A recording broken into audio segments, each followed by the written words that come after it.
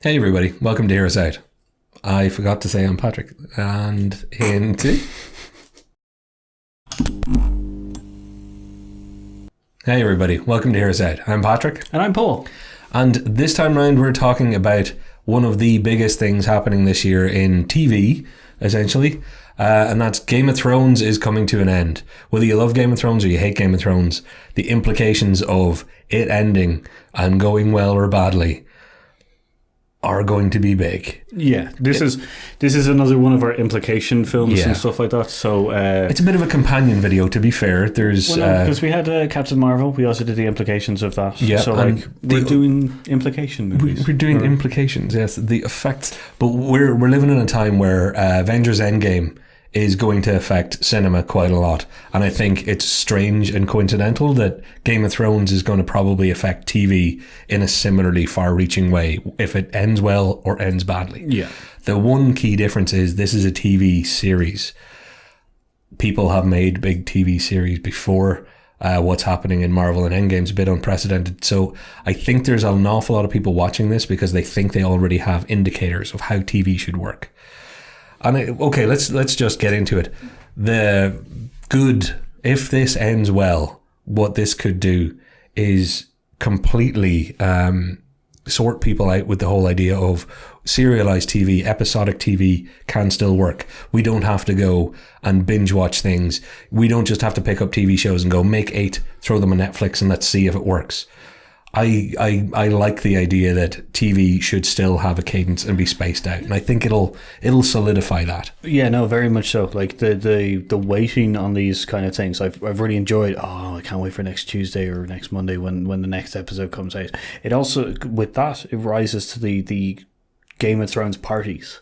Yeah, every Monday a bunch of people will get together just to watch the episode. Yeah, exactly. Kind of, but it also shows that we're not just ravenous, devoured of consumerism kind of thing. That's a very weird way of saying it. I more mean that we can wait it out.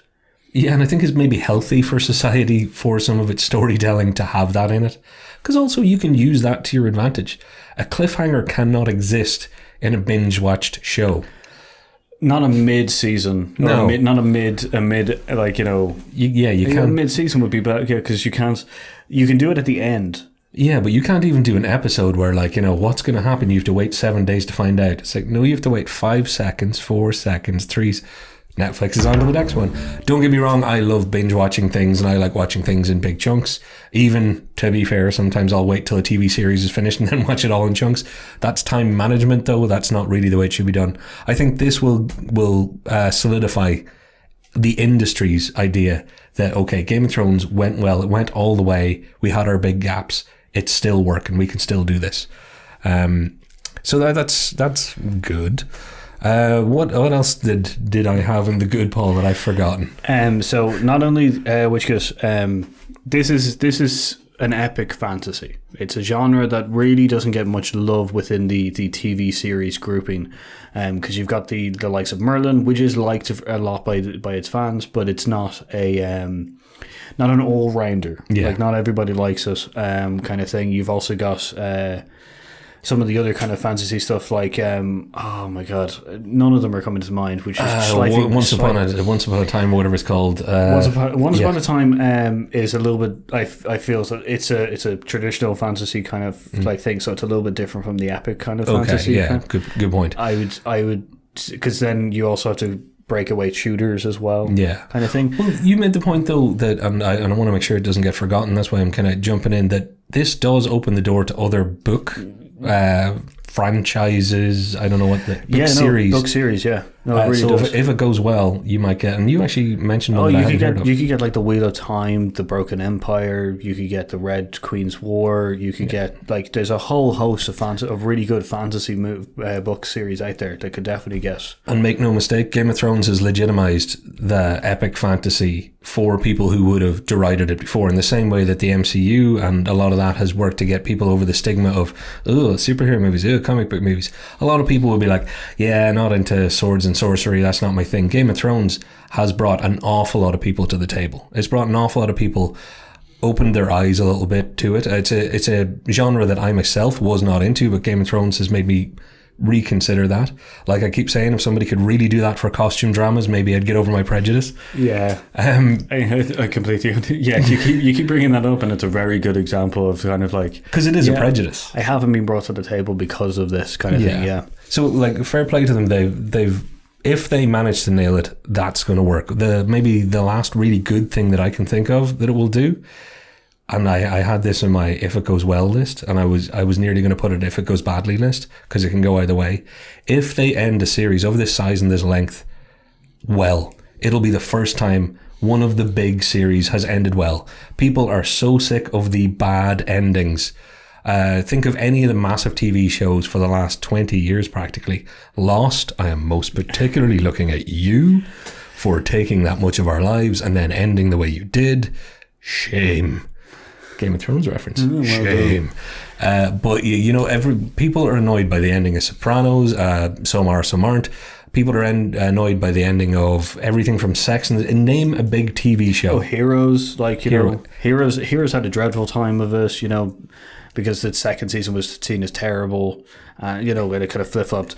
So like, if they can close off this whole series in a really well grounded way, it means that it can be done. As in, like, you can put in a satisfying ending after such a long series and stuff like that. So it might even give people confidence. And I'm going to pick on one particular show, which somebody out there once said to me, it would be great if they had the confidence to end it. Walking Dead.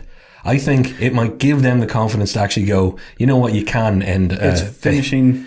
Is it actually? This supposedly is the final season. As in, all the advertisement I've seen is this is the final. Oh, there we go. Finally, because I'm not a Walking Dead guy, but that conversation's come up a few times in the last 6 months. I'm happy to hear that news. I don't know if it should be in the good category, because that leads us into the bad category. Because it's a good example of, if it's another letdown ending, it's gonna piss people off beyond belief. I don't know if it's gonna.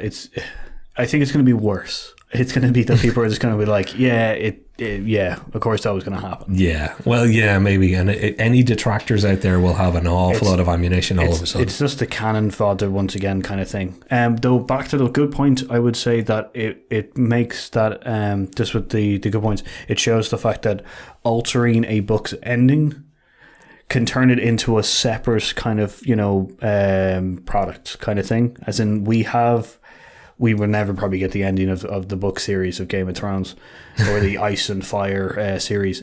But, you know, if we do, it's a nice thing of having, we have the TV show, which is its own separate thing. It follows along the lines of what we've seen and stuff, but it has its alterations. And then we have the book series. Yeah. So that people aren't like, you know, that's a good point, because like that hasn't really come to the fore before. So it's proving that you can diverge and make one thing its own thing successfully without casting badly on the other. So that's a good point if it goes well. If it goes badly, similarly. So all of our goods so far are on the knife edge of bad. So there's a few that are just specifically bad, and I think obviously it could really damage fantasy, and with the money men, whether or not fantasy gets a go. As we mentioned, it could hurt episodic serialized TV.